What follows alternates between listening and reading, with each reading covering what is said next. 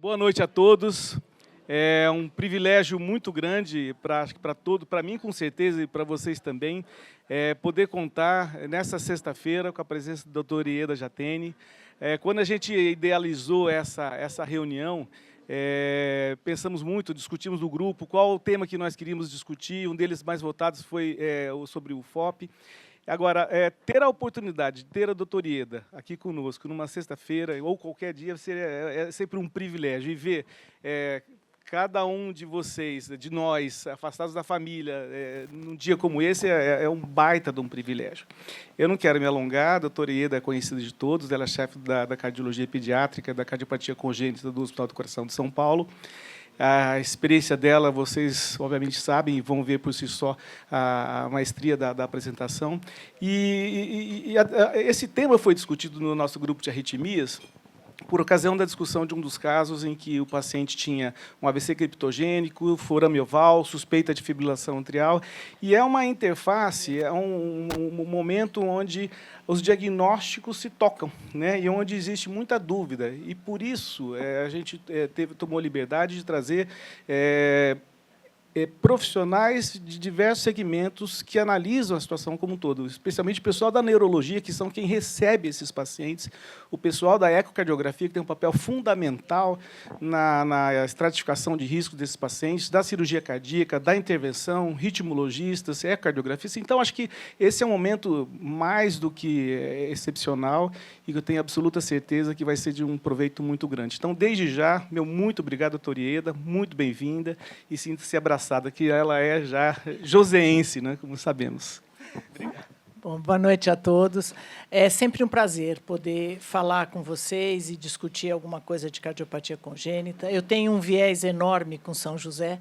Meu namorado mora aqui, eu frequento São José há uns 20 anos. Então, assim, para mim, é sempre muito bom poder estar aqui. Tem a Marcele, que foi minha residente, a Érica, o Zampa, meu colega de residência. Então, assim, o Constantino foi nosso residente também. Então, é muito legal a gente poder estar aqui. Eu vou tentar falar uns 40, 45 minutos, mais ou menos, aí a gente poder discutir. E, por favor, sintam-se absolutamente à vontade para interromper, para perguntar, para discordar, para sugerir o que vocês acharem mais interessante. Para falar de FOP, eu vou só dar uma introdução, depois. A ideia é assim, eu vou dar uma introdução, a gente vai discutir de FOP criptogênico com AVC criptogênico com o FOP, e depois falar um pouquinho sobre a doença descompressiva, falar um pouquinho sobre mergulhador e falar um pouquinho sobre os estudos que a gente se baseia para fazer isso.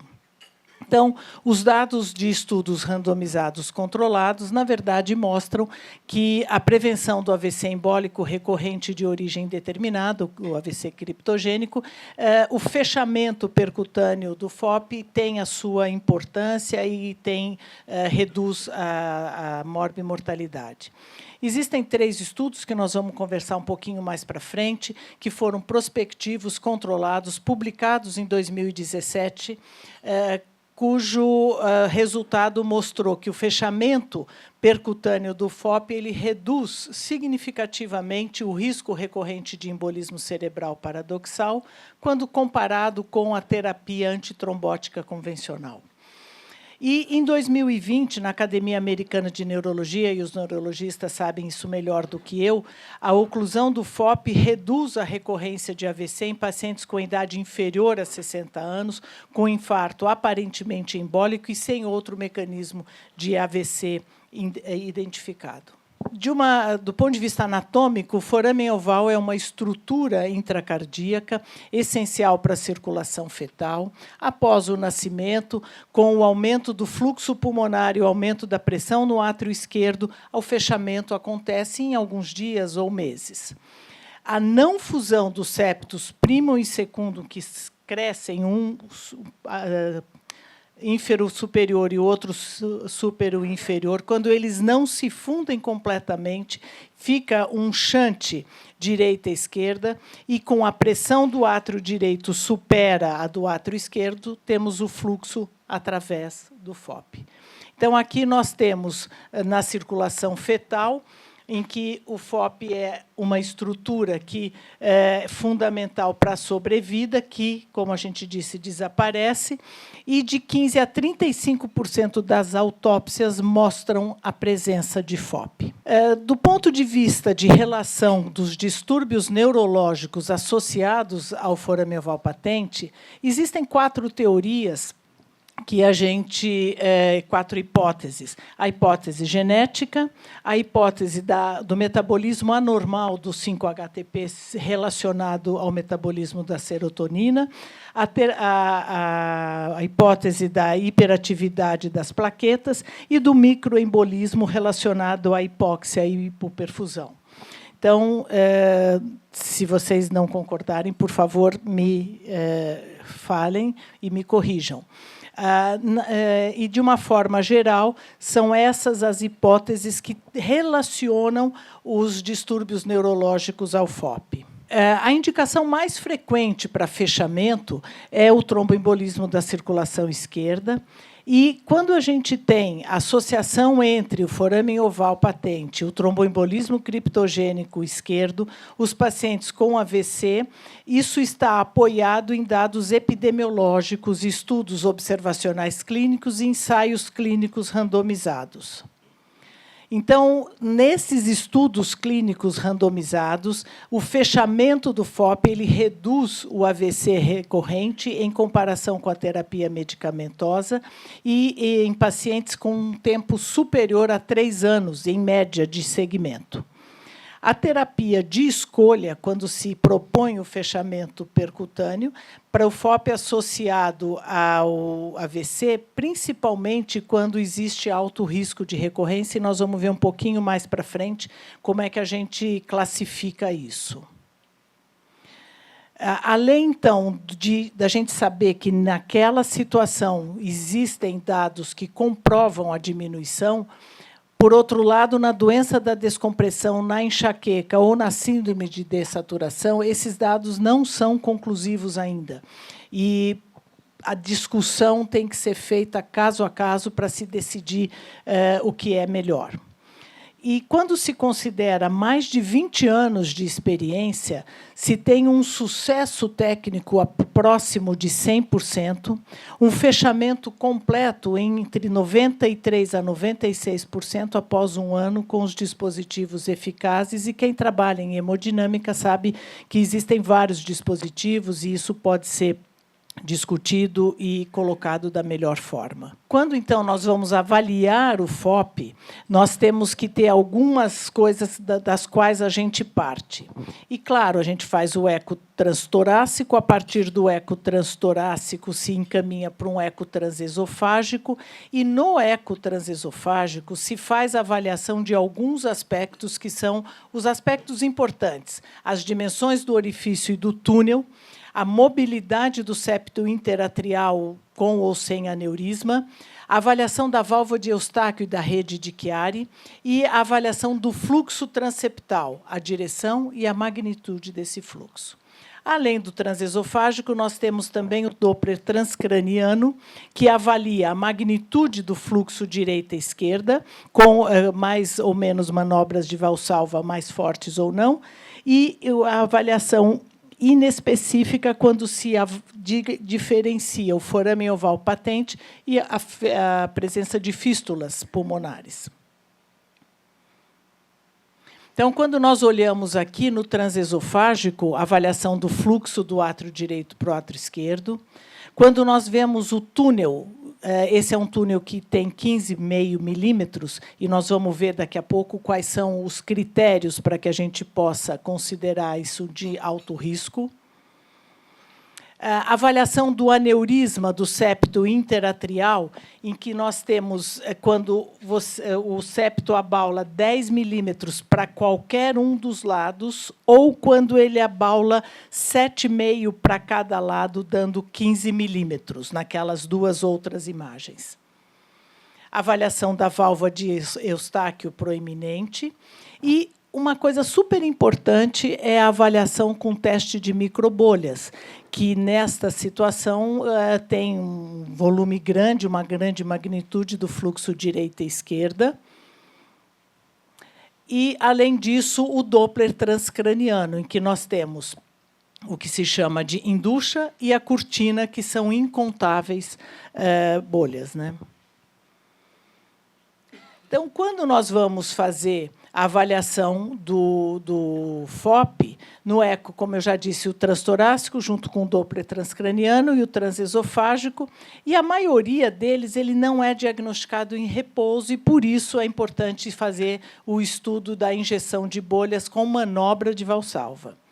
E aí nós classificamos em 4 grupos, 4 graus. O grau 1, de 1 a 5 bolhas, o grau 2, de 6 a 25 bolhas, o grau 3, mais de 25 bolhas, e o grau 4, quando a gente tem uma opacificação completa.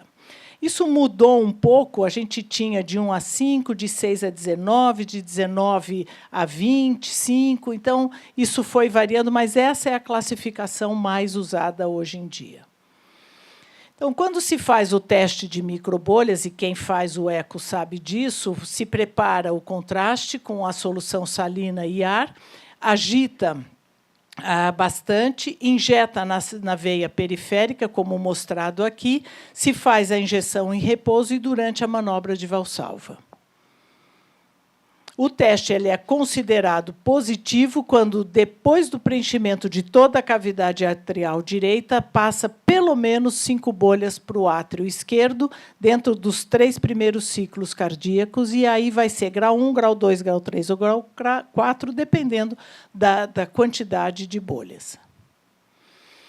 Bom, quando se faz a suspeita do FOP no eco contrastado, é necessário, como a gente disse, a avaliação morfológica pelo transesofágico, avaliando a altura do FOP, o comprimento do túnel e o aneurisma do septo interatrial, além da válvula de Eustáquio e da rede de Chiari, e isso configura uma situação, um FOP de alto risco para embolia paradoxal, dependendo dos achados que nós encontramos no eco. E as características morfológicas do FOP é o que nos ajudam a definir o risco de AVC criptogênico. Quando nós temos a analisar um FOP de alto risco, nós temos que um aneurisma do septo interatrial, aquilo que eu disse a vocês, ou 10 milímetros para qualquer um dos lados, ou 7,5 para cada um dos lados, com características, um túnel longo, que tenha mais de 10 milímetros de comprimento, a hipermobilidade do septo ou o aneurisma do septo interatrial, a válvula de Eustáquio proeminente, um amplo shunt direita e esquerda, tanto em repouso quanto na manobra, e um ângulo com a veia cava inferior menor que 10 graus.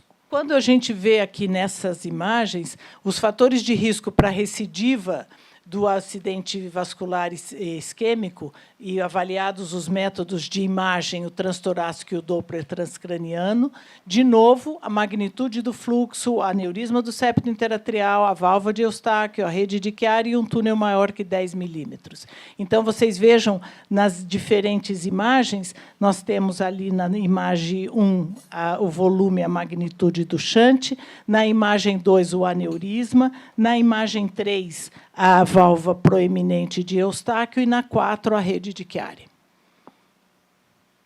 Então, vamos falar um pouquinho de AVC isquêmico associado ao FOP.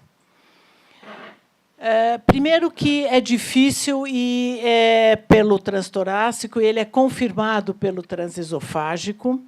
Ele, quando se considera como causa de infarto cerebral, ele é encontrado mais frequentemente em pacientes mais jovens, com embolismo cerebral paradoxal do que indivíduos saudáveis na mesma faixa etária. Então, esse é um aspecto que a gente considera.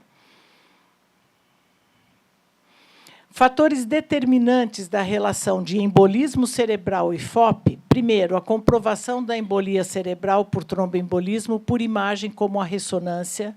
A ausência de fontes de embolia, fibrilação atrial, trombose de apêndice atrial esquerdo, isso os arritmologistas sabem melhor do que eu.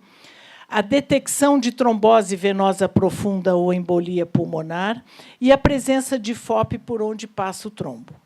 Então, às vezes, na verdade, o diagnóstico é um diagnóstico de exclusão, porque nem sempre a gente consegue definir todos os parâmetros que a gente gostaria e nem sempre a gente consegue chegar num consenso no que deve ser feito. Então, a gente dizer assim, o que a gente faz no FOP com a relação com AVC criptogênico é 1 a 1 e é juntar todos os dados que a gente tiver. 5% dos pacientes com infarto cerebral está relacionado com embolismo cerebral causado por FOP.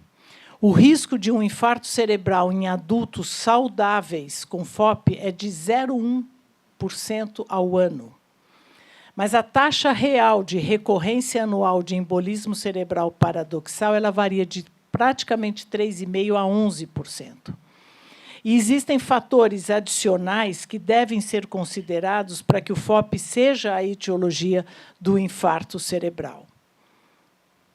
Então, quando nós também pensamos em prevenir infarto cerebral recorrente em pacientes com embolismo paradoxal, nós temos que pensar na terapia antiplaquetária ou anticoagulante. A anticoagulação para o jovem, para o adulto jovem, todo mundo sabe que é de baixa aderência. É o tipo de controle, é a limitação para algumas atividades, então, a gente não tem muita aderência. Muitas vezes, a oclusão percutânea ela é indicada, ela reduz a recorrência nos acidentes isquêmicos criptogênicos causados através do FOP. E, quando nós pensamos também nos estudos sobre o fechamento transcatéter do FOP, nós avaliamos a eficácia como prevenção da recorrência, porque já teve o primeiro, o que nós vamos fazer para evitar recorrer? Em 2016, a prótese de Amplatzer foi oficialmente aprovada para uso na prevenção do embolismo cerebral paradoxal. E nas publicações de 2017, a partir de 2017, a oclusão percutânea foi demonstrado como diminuindo significativamente a taxa de recorrência do infarto cerebral, quando comparada à terapia medicamentosa, diminuindo a incidência do infarto cerebral assintomático na ressonância de segmento. Então, essa foi uma contribuição importante. Quando a gente teve a liberação e quando se começou a fazer o fechamento percutâneo, todos vocês lembram que foi um boom de diagnóstico de FOP, fecha o FOP. Fecha o FOP, fecha o FOP. E, assim, foi uma coisa que estava ficando meio sem controle, porque, não sei se aqui aconteceu isso, mas a gente via muito isso, indicando os clínicos, inclusive, que faziam eco, as ginecologistas que faziam, indicavam para fechar. Hoje, a gente tem uma condição que é bem diferente. Assim, a gente tem muito mais... espera aí, vamos ver, é melhor fazer? Então, hoje está no momento em que nós estamos tentando chegar no que é o ideal. Mas, sem dúvida, alguns anos atrás, era um horror. Fechava tudo, fazia diagnóstico de FOP, fechava. Se 15% a 35% da população tem FOP, nós vamos sair fechando FOP de todo mundo. Então, é complicado.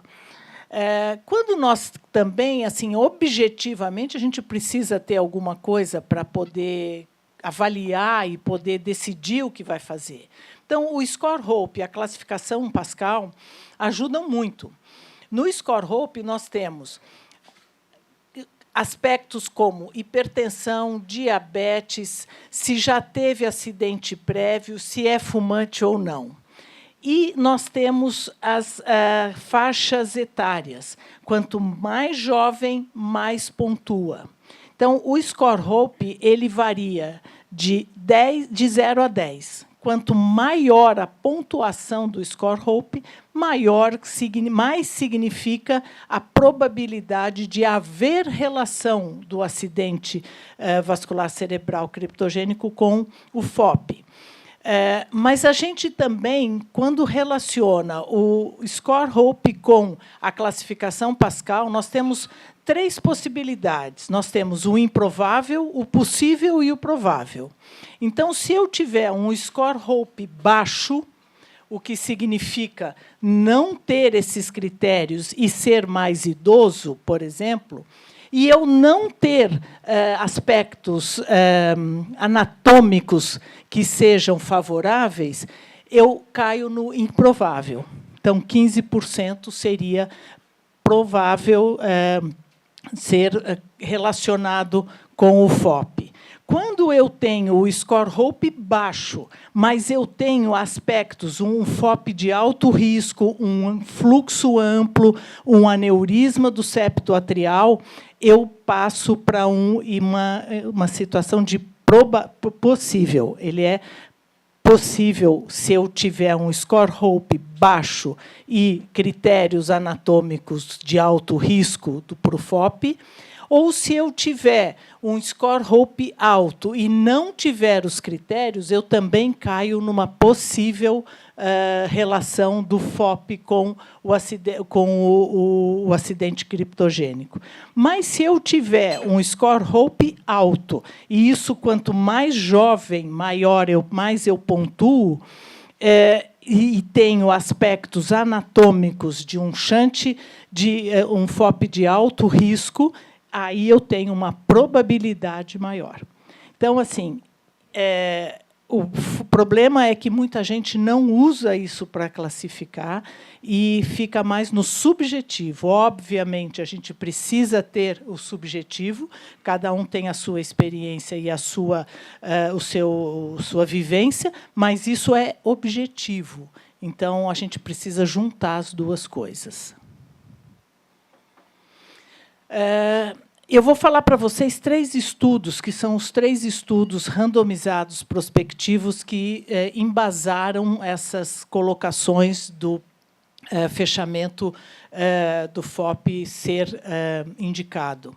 No estudo RESPECT, nós usando prótese de Ian-Platzer, um grupo de fechamento percutâneo e um grupo de terapia medicamentosa. Houve uma redução de risco de mais de 50% no grupo do fechamento em relação ao grupo de anticoagulação ou antiagregação. No acompanhamento a mais longo prazo, isso foi na primeira publicação, com 6 anos. Depois, no acompanhamento de mais longo prazo, com 10 anos deste estudo, a redução foi significativa na redução da taxa de recorrência do AVC. E aí, quando você pega os pacientes excluídos com etiologia conhecida para o AVC recorrente não relacionado ao FOP, a oclusão por catéter foi claramente mais eficaz que a terapia anticoagulante para prevenir o criptogênico recorrente. Pode passar. Então, se você fizer esquematicamente, foram 980 pacientes com idade que variou de 18 a 60 anos, com AVC criptogênico e FOP, e o braço do fechamento percutâneo e o braço da terapia medicamentosa. Depois do fechamento percutâneo, a aspirina e clopidogrel por 1 mês e aspirina por 5 meses. E, no braço de terapia medicamentosa, a escolha de acordo com cada caso. Houve um sucesso no procedimento de 96% para a implantação e 93,5% para o fechamento efetivo em 6 meses de acompanhamento. Então, aquela publicação inicial, que foi em 2013, Nós tivemos 25 eventos endpoint primário, que sendo 9 no grupo com oclusão e 16 no grupo da terapia medicamentosa. Então, nessa análise inicial, os resultados foram mais ou menos semelhantes. Pode passar. Mas, na publicação, depois de 10 anos, 62% de redução de risco para o AVC isquêmico recorrente quando comparado com o grupo de tratamento medicamentoso. Então, foi um resultado bem expressivo. E, em 2019, foi feito um estudo observacional que mostrou que as taxas de AVC eram muito baixas, menores que 1%, mesmo após 12 anos depois da oclusão. E as taxas de fibrilação atrial, de sangramento significativo e de óbito, elas foram similares ou até mais baixas no grupo tratado com o dispositivo. Então, neste estudo RESPECT, esse foram as conclusões. O outro estudo que também foi publicado em 2017 é um estudo CLOSE.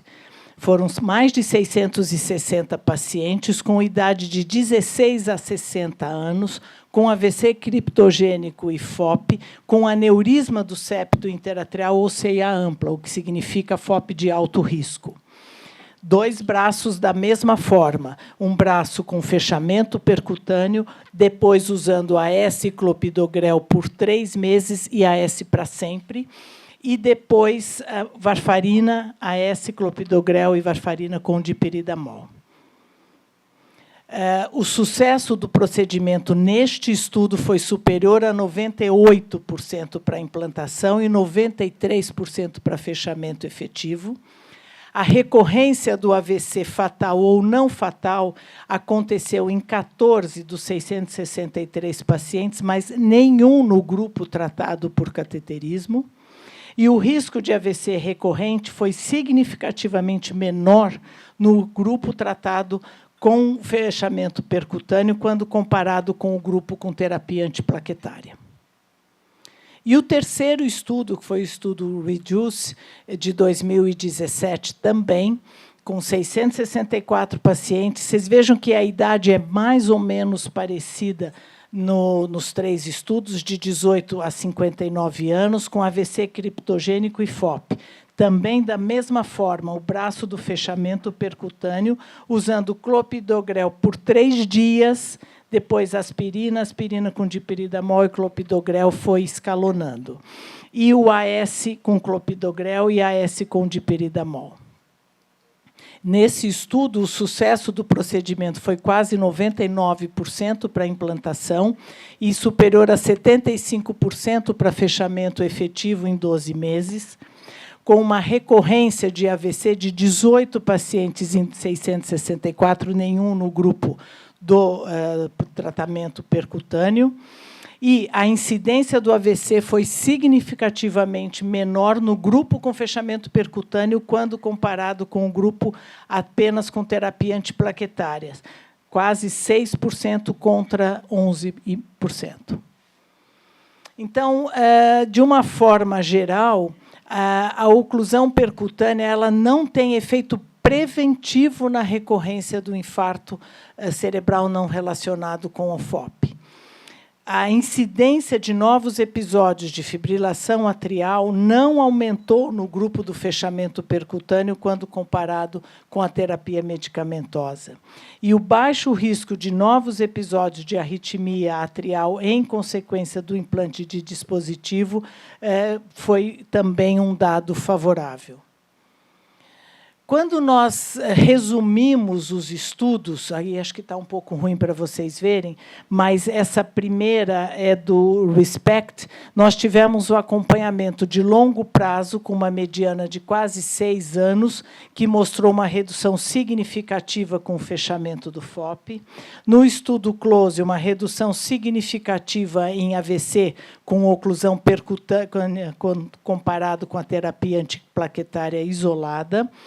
E sempre lembrando que no braço do fechamento percutâneo segue com terapia antiplaquetária também. No terceiro estudo, que foi o estudo Ai, não consigo ler esse aqui. É o REDUCE. No REDUCE, a redução foi significativa no AVC clínico, com segmento médio superior a 3 anos, e uma redução significativa em novo infarto cerebral. E, nesse estudo, que já foi de 2019, nós tivemos uma redução significativa do endpoint primário com oclusão do FOP, ausência de eventos no braço do fechamento do fechamento do FOP versus uma taxa de eventos de quase 13% em 2 anos no braço de medicação isolada.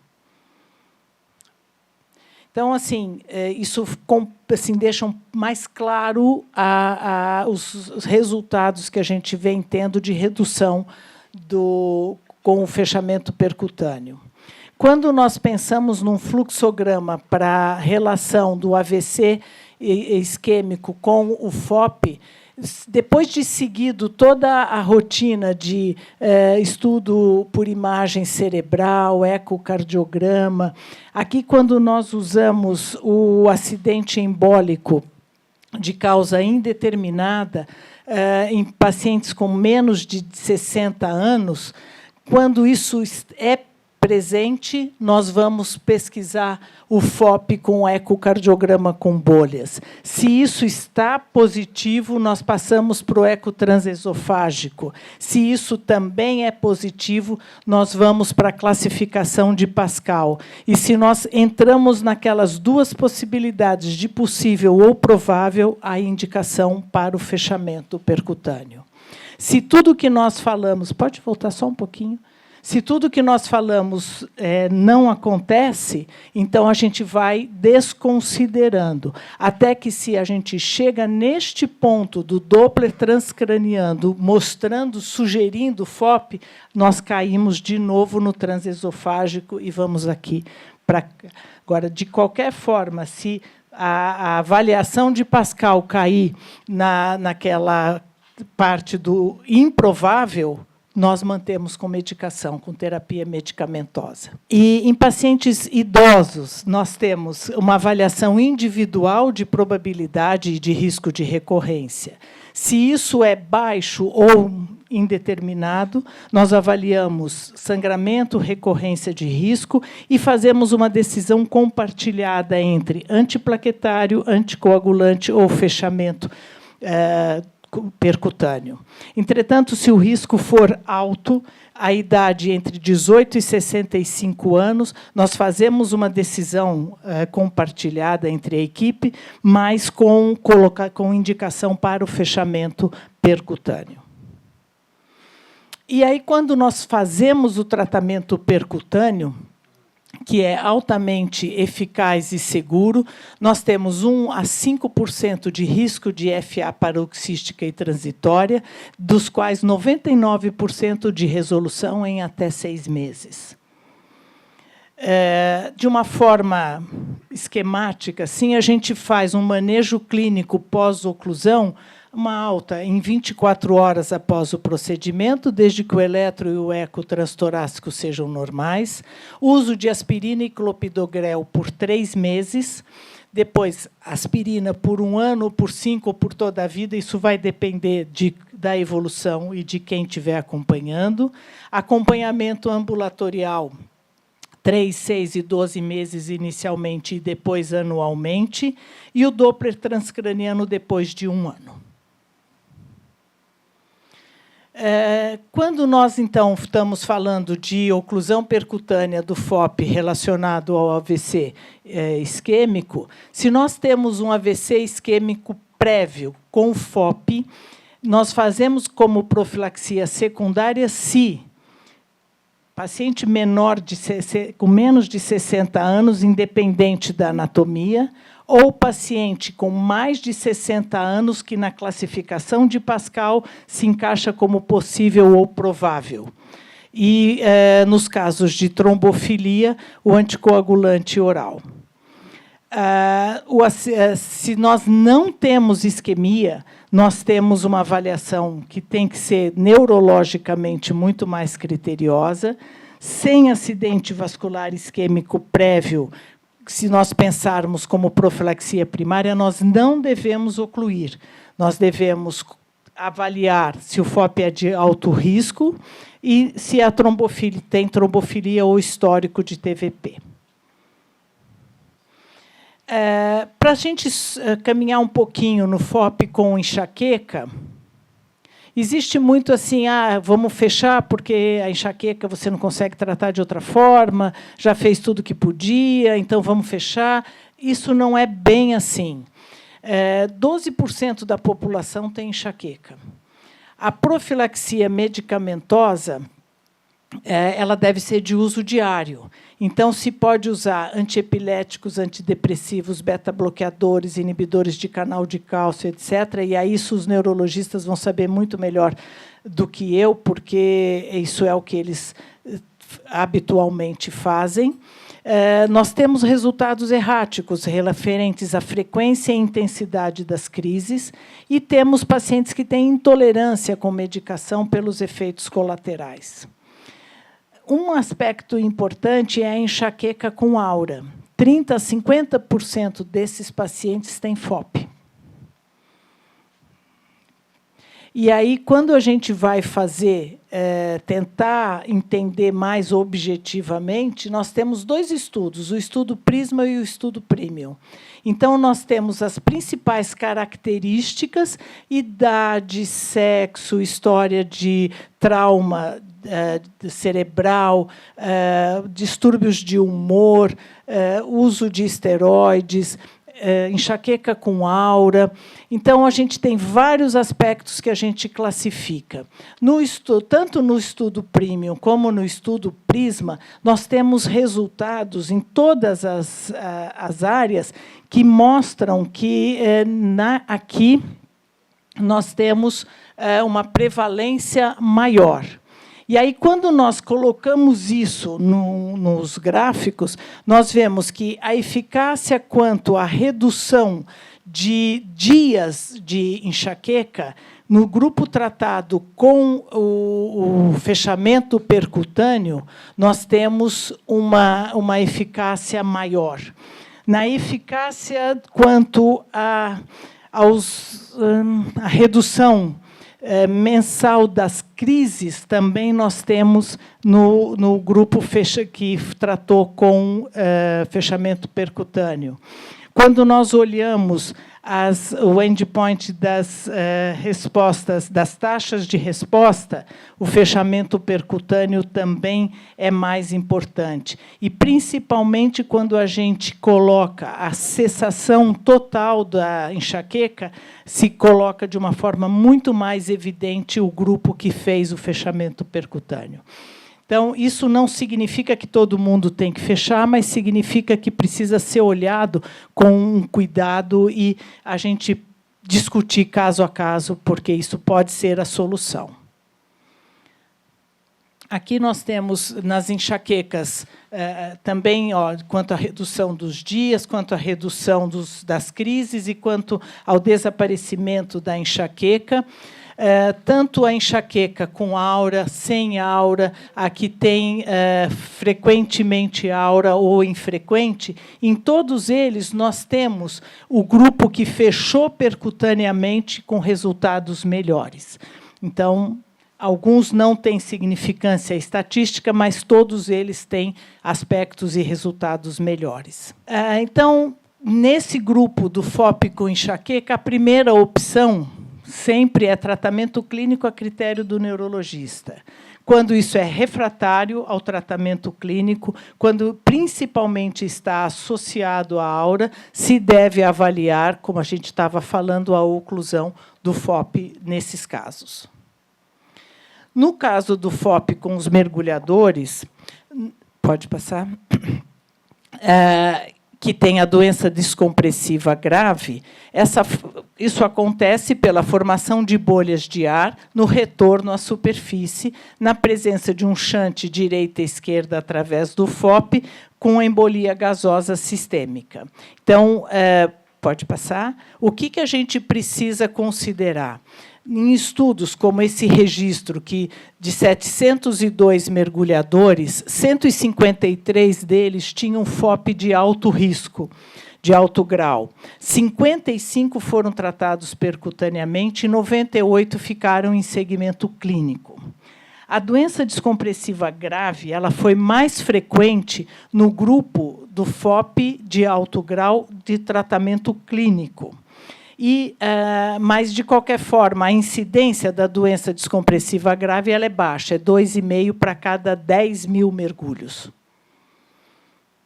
Então, a triagem para FOP em mergulhadores avançados se indica apenas quando é superior a 15 metros. A triagem para o FOP após um evento de doença descompressiva grave vai se excluir se isso for positivo, especialmente se tiver uma anatomia do FOP de risco. Então, as orientações para quem mergulha e tem FOP, profundidade máxima de 15 metros, retorno lento à superfície com pausas mais longas, usar comprimido com menor teor de nitrogênio e a decisão de tratar compartilhada com o paciente, visando risco e benefício. Era isso. Então, acho que é assim, só para a gente colocar e poder daí discutir.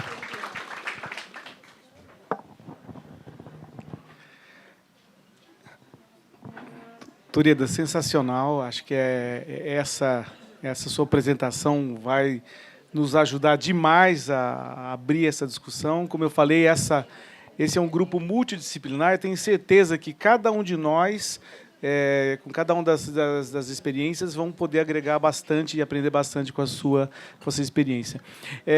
Eu queria fazer mais ou menos por setores. Claro, a discussão vai estar aberta a todo mundo, né? Mas eu queria discutir por setores: neurologia, ecocardiografia, intervenção e ritmologia, claro, né? E eu queria começar, acho que as próprias características anatômicas do FOP ajudam bastante. Queria ver a opinião dos ecocardiografistas, o que vocês... quais são os critérios que a gente usa na prática, no dia a dia, e como vocês utilizam, e como vocês veem isso dentro dessa interação? Danilo, mas está aberto para todos os ecocardiografistas. Bom, primeiro, obrigado pela aula, parabéns, ótimo conteúdo. Bom, em relação às características anatômicas, eu acho que é o que a gente avalia mais hoje em dia. A gente passou a olhar melhor para a altura do túnel e para a extensão dele, principalmente, né? Tentando definir se tem mais ou menos 10 milímetros, se tem mais de 2 milímetros de altura. E uma característica que a gente não costuma fornecer muito em laudos, não é muito rotineiro na maioria dos serviços, até porque a maioria de nós tem informação antes disso, é a graduação baseada na quantidade de bolhas que passa. Não é muito fácil de contar, convenhamos, até porque você está vendo em um plano só, e em cada momento que você faz o teste, né? E a gente costuma mais graduar subjetivamente de uma forma não tão quantitativa. A maioria de nós, eu acho, a maioria dos serviços faz assim, no Incorp fazia assim, e aqui, acho que poucas vezes a gente descreve a quantidade de bolhas mesmo. Mas quase sempre que a gente descreve com grande quantidade é mais de 20 ou 25. Os trabalhos variam um pouquinho nisso também, né? Isso, na verdade, é mais para poder ajudar a dirigir. Você vai ficar contando, obviamente, sim, mas se você consegue enxergar quanto isso opacifica, isso te dirige para ter grau 1, 2, ou 3 ou 4. A gente costuma conversar até com o colega que está envolvido no cuidado com o paciente, né? Descrevendo as características e esse volume de shunt. Realmente, na minoria dos casos, a gente pega espontaneamente ao Doppler um shunt direito-esquerdo. A maioria das vezes, a gente até vê o contrário, pela diferença de pressão, e com manobras, com o valsalvo, ou quando o paciente está com uma respiração mais profunda, entre a sedação, é que a gente vê a passagem espontânea para a direita algumas vezes. Algo que alguns serviços fazem, mas não é muito rotineiro também, é testar a passagem de bolhas já no transtorácico com o paciente acordado. Tem até um trabalho do grupo do HC e do Einstein, da Ana Clara, que mostrou que, fazendo isso, aumentava a detecção do shunt também, porque durante o esofágico, com o paciente sedado, aquela compressão abdominal que a gente faz não é tão efetiva. Não, isso é super importante, só que nem todo mundo consegue fazer.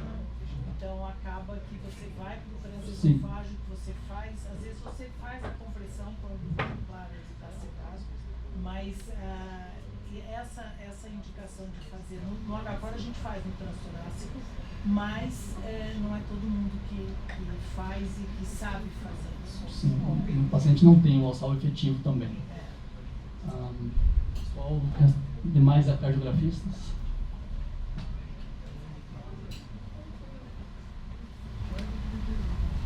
A outra questão também que diverge um pouquinho entre os serviços é usar ou não sangue no teste de bolhas.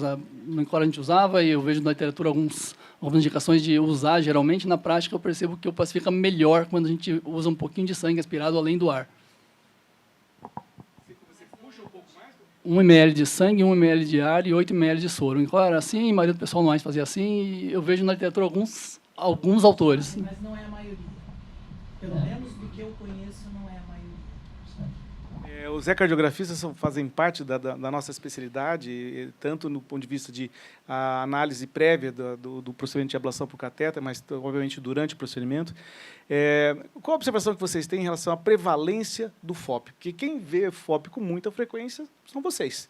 O clínico nem sempre tem acesso a isso, porque faz o eco transtorácico, muitas vezes passa o diagnóstico desapercebido, mas o ecocardiografista é quem, de fato, percebe quanto isso impacta na frequência, na prevalência dos procedimentos do dia a dia. Nos nossos, com certeza, pacientes que são submetidos à ablação de fibrilação atrial têm uma carga, uma prevalência bastante elevada. Qual que é o feeling de vocês em relação a isso na população geral?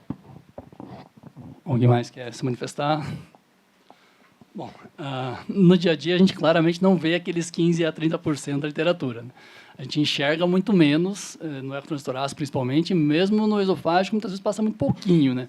Agora, nos pacientes que a gente participa realmente da ablação, que faz uma avaliação pré-procedimento mais completa, ó, fica avaliando ali durante o intraprocedimento, acaba empurrando um pouquinho a membrana durante a punção, a gente acaba vendo talvez mais próximo realmente dessa taxa da literatura das necrópsias. Né? Mas é algo que até nos incomoda um pouco, às vezes, de dar o diagnóstico para o paciente no dia a dia. Né? Não é cardiograma de rotina, essa abordagem, muita gente fica preocupado com isso, leva preocupação para o médico e dá até receio de fechamentos desnecessários algumas vezes. Eu vou deixar a opinião dos neurologistas por último, por um motivo óbvio. Né? Esses pacientes são vocês que recebem, os pacientes com AVC criptogênico são vocês que recebem. E eu acho que ninguém menos que vocês que são capazes de nos orientar e dar orientação, porque nós vamos poder procurar, vocês procuram em vasos, trombofilia, enfim, tem toda uma análise. E nós estamos olhando aqui um dos aspectos. Então, eu vou deixar vocês por último, porque, de fato, eu acredito que seja a opinião mais importante. Ieda, eu conversando até com o Gisele aqui, dá a impressão assim, você faz oclusão, né, fecha ou dá a medicação, mas tem muita recidiva. Algumas tem uma recidiva, algumas. Qual que é a porcentagem? Assim?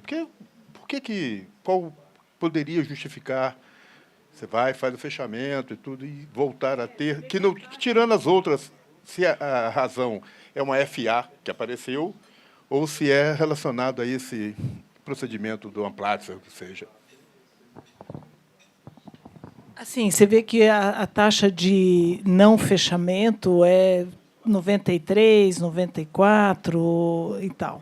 Então, assim, é pouco o que recidiva. Pode ser problema técnico, pode ser implante da prótese, pode ser outra imagem que apareça. As pessoas que fazem intervenção, o fechamento do FOP, né?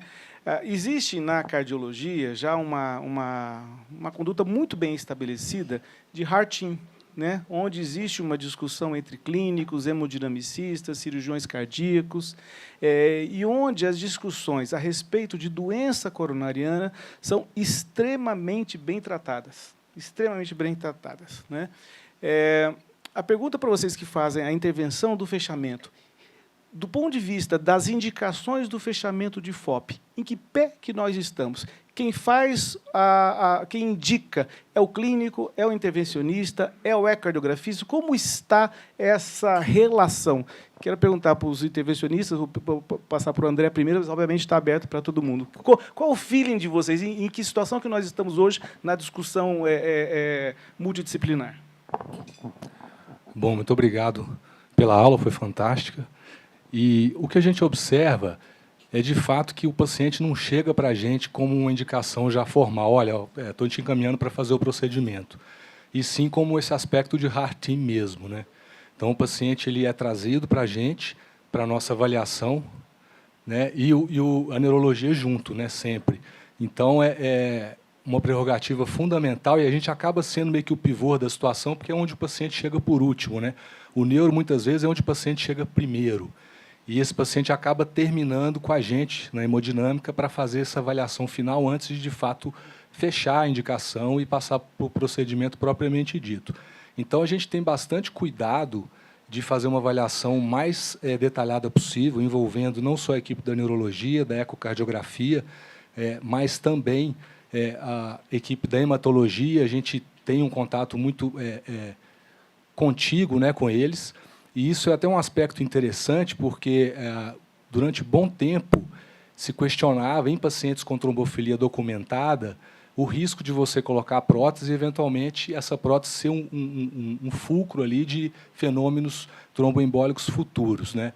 Pelo que eu venho observado dos últimos guidelines, isso meio que caiu por terra. Me corrija se eu estiver errado, no sentido que, hoje, a presença de um quadro bem favorável, né, com Hope Score e um Pascal bem favoráveis, com um paciente realmente de alto risco de recorrência, mesmo tendo trombofilia, esse paciente ele tem sido realmente submetido ao fechamento, né? Então, era uma coisa que antes era um pouco controversa e tudo, que eu acho que hoje já está mais sedimentado essa questão.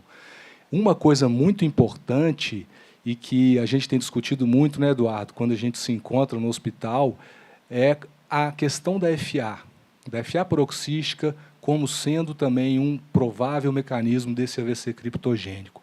Isso é muito desafiador, porque, como a gente tem uma janela de oportunidade de idade muito extensa, a gente está falando de 18 anos a 60 anos, eventualmente até 65, a gente pega um perfil cuja FA possa, de fato, ser um fator etiológico importante, né? E aí o que a gente observa na literatura, que infelizmente são estudos complexos serem feitos, que a gente ainda não tem uma diretriz, assim, uma diretiva de o que fazer e por quanto tempo nesse processo de descartar que esse paciente está fazendo FA paroxística. É um holter de 1 dia, de 48 horas, de 1 semana, de 14 dias, um looper, que talvez, a meu ver, seja talvez o ideal. E aí eu vou passar essa bola para você, porque... Tá. Porque, inclusive, a gente teve um caso recente, que eu recebi um paciente de um colega essa semana, e aí eu não tinha visto o holter nos exames que ele me trouxe, e aí eu entrei em contato com o colega, ele falou que já tinha feito um holter, que estava ok, é um paciente já com 50 anos, você vê que ele já é um paciente com sobrepeso e tudo, então, eventualmente, pode ter alguma coisa ali, de algum fator de risco, seja um pré-diabetes, alguma coisa que ainda não está bem assim diagnosticada, e que, às vezes, é um paciente que pode ter feito, né, uma FA paroxística. Mas que aí eu ponderei com um colega, quem sabe a gente faz um looper aí de 7 dias, enquanto o procedimento está para autorizar, a gente aguarda, pelo menos para ter mais essa segurança. E aí o que ele ponderou foi, olha, infelizmente, esse procedimento não é pago pelo convênio. E a todas as vezes que a gente tenta propor para o paciente, gera uma dificuldade muito grande dele querer topar pagar. E é um paciente que, quando ele chega para a gente, esse paciente foi assim, fantástica a história, porque ele teve um AVC de cerebral médio, ele chegou hemiplégico e afásico, mas foi trombolizado com sucesso, com sequela mínima. Então, um paciente de 50 anos que tem uma situação potencialmente devastadora, como essa, e sai bem, ele está muito propenso a querer fechar. E aí você convencê-lo de ter que fazer outro exame, que ele tem que pagar, enfim. A própria questão, para esse caso, de tentar colocar um looper, e aí eu vou esperar o quê? 3, 6 meses, né, com um looper implantável, para poder daí bater o martelo que não é uma FA paroxística. Enfim, isso, para mim, é um dos grandes desafios atualmente do que fazer nesses casos.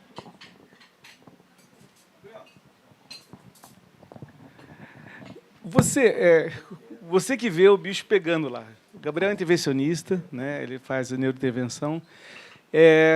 Existe alguma forma clínica ou radiológica ou de imagem, enfim, de você julgar que aquele AVC ele tem relação com FOP ou tem relação com, por exemplo, a fibrilação atrial? Você vê alguma diferença clínica entre essas características? E, doutor Ieda, obviamente eu estendo essa pergunta para a senhora também, no sentido da sua experiência. Quando você olha, dá para julgar sem ver o restante? Claro que você tem que olhar o contexto, mas tem alguma característica que o diferencie? Bom, sendo bem objetivo, a resposta é não. Né? Então, poderia encerrar. No começo, o AVC do FOP, em geral, ele tem uma resolução clínica mais rápida, melhor, de uma maneira geral. Né? Porque a gente vê o stop, né? O vaso ocluído. Então, é difícil dizer a fonte, né? Veio do coração, veio da... Então... nessa discussão toda, é uma coisa muito polêmica a questão do forame oval, vira e mexe, a gente é deparado com esses casos. Mas eu acho que se você ficar dentro da classificação de Pascal, a chance de errar é muito baixa, né? Porque no Pascal, o Hope Score está lá dentro, né? Então, você vai classificar, e aquele paciente, então, o protótipo do paciente ideal, 30 anos, não é tabagista, não é hipertenso, não é diabético, é o primeiro evento, e tem um aneurisma do septo. Quer dizer, esse é o perfeito, esse aí você fecha, não tem erro, ele cabe dentro lá. E a Sociedade Europeia de AVC publicou um guideline agora, em maio de 24, e essa questão está muito clara lá no guideline em relação à classificação de Pascal. Né? Então, em linhas gerais, mas na intervenção não há... Né? Mesmo se você fizer uma análise do trombo, é difícil você... Trombo é trombo. Isso aí. Obrigado. Parabéns, professora, pela aula. Foi muito didática e esclarecedora, um tema tão controverso.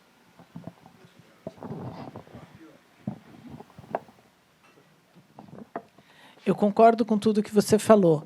Acho que clinicamente a gente não tem mesmo como fazer. A única coisa que eu lamento profundamente é que muitas das pessoas não valorizam a classificação de Pascal e o score Hope.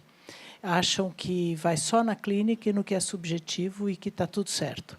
Então, acho que assim a gente tem que fazer um trabalho de resgate, vamos assim dizer, para que as pessoas entendam que encaixa ali. Esse modelo que você disse, não tem como você não fazer, não fechar, entendeu? Aí alguém vai dizer, não, mas tem, não tem nada, não tem... O problema é valorizar o que acha, sabe? E, infelizmente, tem muita gente, e quem faz eco sabe do que eu vou falar, tem muita gente que faz um curso de 6 meses de eco, acha que sabe fazer eco, acha que vai dar os dados do FOP e acaba escrevendo isso. Se der o azar de pegar um clínico que também não vai questionar aquilo, vai dar errado, entendeu?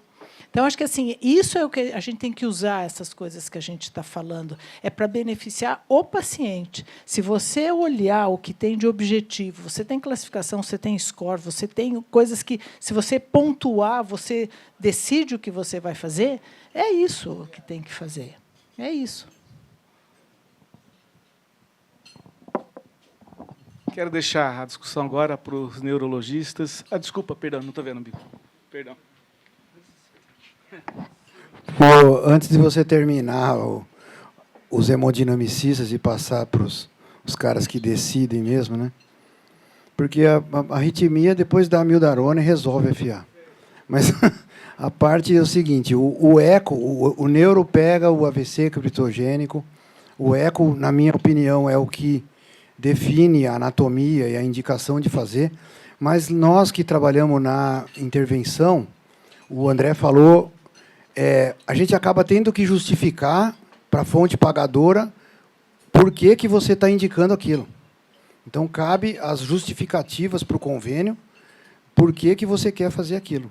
Então, por exemplo, quando você pega uma adolescente de, sei lá, vou chamar de adolescente, mas 19 anos, gestante, que teve um AVC criptogênico, e tem um FOP com uma passagem de microbolha absurda e uma anatomia de alto risco, eles vão lá, pedem uma avaliação hematológica e acham uma disproteinemia, uma trombofilia, e falam, bom, vamos anticoagular essa moça. Entendeu? E bloqueia o negócio. E quem tem que fazer a justificativa, apesar de todas as evidências, é o hemodinamicista. Então, a gente tem que justificar isso. E nesse caso, ainda é um caso mais tranquilo. Mas pega um caso parecido num paciente com mais de 50 anos e que entra a coronariopatia, que você mencionou, e que aí a gente tem que fazer um CAT antes, ou uma angiotomo, para demonstrar que não tem uma coronariopatia, que pode ser uma causa isquêmica. Então, na verdade, assim, não é contradizendo, né, a indicação, né, o clínico, ou o neuro, ou o próprio eco indicam o procedimento, mas no mundo real é um pouco mais difícil convencer isso, né, e aplicar. Eu até estava conversando com a Marcele aqui, quando eu cheguei aqui, eu tinha umas 4 ou 5 dúvidas de casos nesses últimos 10 anos que a gente teve que bater cabeça por aí. E eu falei, a aula da professora Ieda foi brilhante, porque eu não fiquei com dúvida nenhuma. Então, se fosse fazer pergunta só para ela, eu estava quieto aqui. Mas é que eu fico inquieto nessa questão prática do dia a dia, você sabe como que é, e como que a gente monta esse hard team, né? Como que a gente organiza as discussões entre as especialidades para oferecer para o doente o melhor tratamento. E ainda tem que convencer o convênio. Você falou Heart Team, agora a gente, provocativamente, a gente chama Heart Brain Team, né? Porque, afinal de contas, a origem do problema, e de uma maneira geral, é o AVC. Então, por favor, a opinião dos neurologistas, como vocês entendem o contexto. Bom, inicialmente, parabéns, foi excelente. Eu estava conversando antes da palestra com a doutora Ieda, eu perguntei para ela qual é o índice de reincidência do AVC isquêmico. Chega próximo a 25%, é muita coisa. Quer dizer, o que nós, como médicos, neurologistas, principalmente os cardiologistas, em geral, precisamos fazer para reduzir isso? Porque é inconcebível uma coisa dessa. Você tem um AVC, você trata o AVC, você testemunha disso, vários colegas cardiologistas que me conhecem, eu encaminho e peço uma investigação para que isso não repita, né? Quer dizer, o que será que está faltando? Educação médica? Porque está certo que o paciente pode não obedecer, não mudar o hábito de vida, não tomar remédio, a gente conhece tudo isso, né? Mas alguns talvez fossem evitáveis, né? Talvez alguns têm FOP, não foi descoberto FOP. Queria saber a sua opinião, doutora. O dia que a gente descobrir o que fazer, está resolvido o nosso problema. Porque assim, é muito difícil isso. E tem muitos fatores que influenciam nisso. Tem a parte médica, tem a parte do paciente, tem a parte de convênio, tem um monte de aspectos a serem feitos, serem considerados. Isso que você está dizendo da gente... como é que a gente educa o médico? Me angustia um pouco, porque esta geração, e aqui eu estou vendo duas mais novas, mas assim, a geração mais nova não quer perder tempo estudando, lendo guideline, decidindo, discutindo com o hard team. Não, vai ler o resumo da conclusão e vai fazer o que tem que fazer, o que acha que tem que fazer. Então, tudo bem, acho que cabe a nós, eu trabalho com residente há milhares de anos, cabe a nós falar, bater em cima, repisar. É a única forma que a gente tem de tentar ensinar. Mas, infelizmente, o que eu percebo é que mudou um pouco o olhar e a disponibilidade de se ouvir o mais velho. Parece que tudo que a gente fez até agora está errado e pode guardar. Não é assim.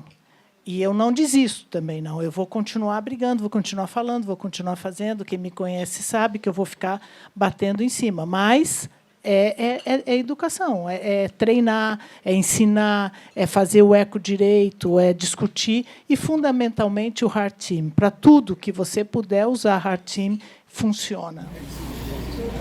Ieda, já está liberado para o SUS a colocação da Amplatzer? Lá no Dantes, grandes serviços do SUS? Amplatzer está. Sim, sim, sim. Um dos questionamentos foi por que nessa reunião do grupo de arritmia nós estamos falando sobre FOP? Porque, obviamente, existe uma sobreposição bastante importante entre agentes causadores do AVC criptogênico. E estamos falando de fibrilação atrial. Num dos slides que a senhora colocou, assim, mostrando todos os resultados benéficos da oclusão, e são fantásticos, eles partem da premissa de que esse paciente não tenha fibrilação atrial. Então, esse é um ponto absolutamente importante dentro da nossa discussão.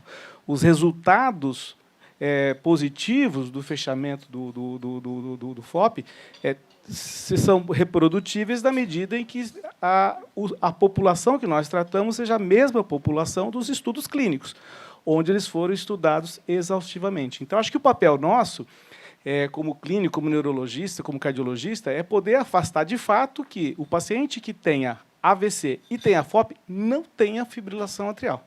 Eu acho que esse é um aspecto. Então, você perguntou quanto tempo há de se pesquisar uma fibrilação atrial para poder dizer que aquele paciente se inclui. Depende do grupo, né? Tá bem ruim aqui a qualidade da projeção, mas assim, de uma maneira muito simples. Quanto maior for o Hope Score do paciente, e o Pascal, quanto mais jovem, sem fatores de risco, um FOP grande. Bom, esse paciente provavelmente precisa de muito pouco tempo de monitorização eletrocardiográfica para nós julgarmos que aquela seja a causa, né? Eles colocam nesse grupo de pacientes, no máximo, 72 horas de observação. Um Holter de 7 dias estaria suficiente. Já naquele outro paciente, mais idoso, com o Hope Score mais baixo, com Pascal que sugira que possivelmente existam outros fatores de risco, possivelmente esse paciente precisaria de uma monitorização eletrocardiográfica muito mais prolongada, eventualmente de meses, né? O Apple Watch pode ser uma coisa bastante interessante. E hoje, já na própria do rol da ANS, existe liberação dos monitores de evento para gravação contínua dentro dessa classificação de AVC criptogênico. Então, quem quiser investigar, monitorizar o batimento do coração durante mais tempo, há legislação suficiente hoje para se colocar, por exemplo, o lúpulo implantável ou usar aqueles dispositivos, como o Apple Watch pode ser um deles. Mas é importantíssimo que nós afastemos a fibrilação atrial. Essa é a visão do ritmologista, né? Porque tudo aquilo que nós estamos falando sobre resultado partem da premissa que o paciente não tem FA. E um Holter, obviamente, não nos dá essa garantia. Então, não sei a opinião de você, Alexandre. É um serviço que já trabalha há muito tempo e o volume é grande. Para aqueles casos que foram feito o fechamento percutâneo ou cirúrgico da FOP, a sua experiência a longo prazo em relação à FA, esses pacientes a longo prazo, qual grupo de pacientes teve a incidência de FA após o fechamento do FOP, seja cirúrgico ou percutâneo a longo prazo? Foram os pacientes mais jovens, são os pacientes com mais idade, certas características clínicas após o fechamento do FOP? Como foi o acompanhamento do aparecimento da FA? Bom, assim, no nosso serviço a gente não fecha FOP cirurgicamente, a gente só fecha FOP percutaneamente. A gente fecha CIA, aí sim. Mas, normalmente, quando... Eu não sei esses dados para te dizer, porque a gente não tem estudos com esses grupos separados que você citou. Mas, assim, do ponto de vista prático, os mais velhos apresentam mais incidência, com mais morbidades. Normalmente, por alteração elétrica ou até por problemas coronarianos. Mas, geralmente, o que a gente vê é no paciente mais velho. No paciente jovem, a gente dificilmente vê. Os trabalhos que mostram a evolução pós-FOP, a detecção de fibrilação atrial, de fato, não me parece que o oclusor em si tem um papel como deflagrador. A princípio, não. Mas a taxa de diagnóstico de fibrilação atrial pós-fechamento de FOP, dependendo das séries, vai de 20% a 30%. Esse é o percentual médio de detecção pós-FOP. Sem essas características.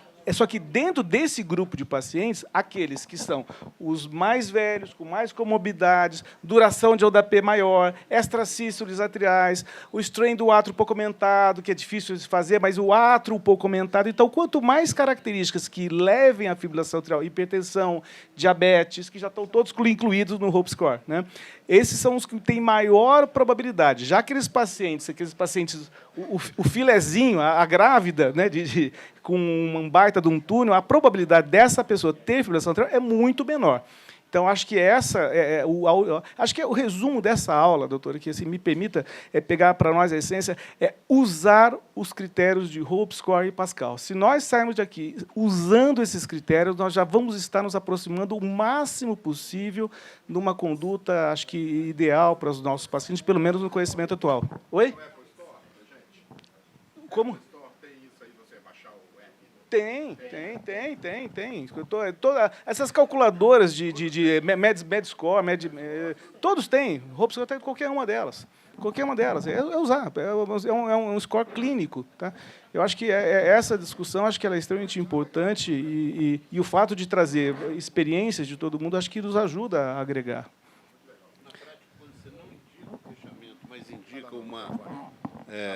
Na prática, quando você não indica o fechamento, mas indica o uso de uma prevenção tromboembólica, o antiplaquetário ou anticoagulante, em que pacientes que você diz não vai operar, mas eu vou te dar uma prevenção de fenômeno tromboembólico? É esse que você usa a classificação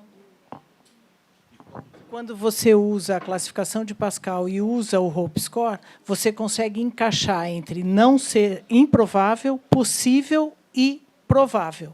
Então, aí você consegue entender. Se for impossível você não ser assim, vamos dizer, é um paciente que não tem a possibilidade de ter o FOP ligado ao AVC, você antiagrega, se você quiser. Agora, se você puder tratar isso percutaneamente, ou no grupo possível ou no provável. Se for possível ou provável, você tem que tratar.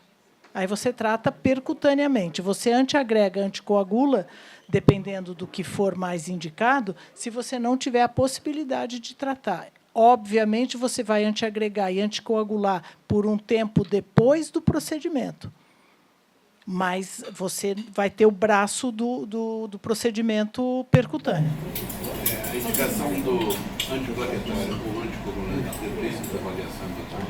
Depende um pouco, porque a tendência é antiagregante. Não é anticoagulante, até porque a tendência é antiagregante, que é a S-clopidogrel, geralmente. Pascal, para quem nem é não, se você não conseguir, se você não tiver, você só não dá isso, se você só não prescreve antiagregante se você não tiver o defeito. Se você tiver o defeito, mas você pode antiagregar. Não para todo mundo. Ele tem que ter um FOP tem que ter características clínicas e tem que ter critérios ecocardiográficos que te possam fazer antiagregante.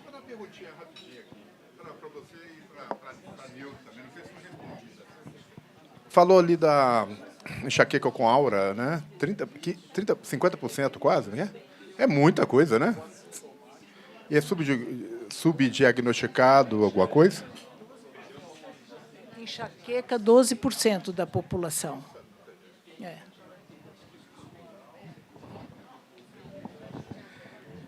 Gente, a discussão está espetacular. Aproveitar a experiência da doutora Ieda está ótimo. Eu queria agradecer a participação da doutora Ieda aqui no nosso evento. É um mimo, né, para ela.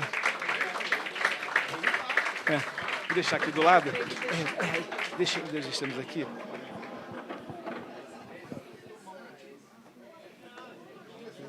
Muito obrigada. Muito obrigado. Obrigado. É tudo a bantiqueira, viu?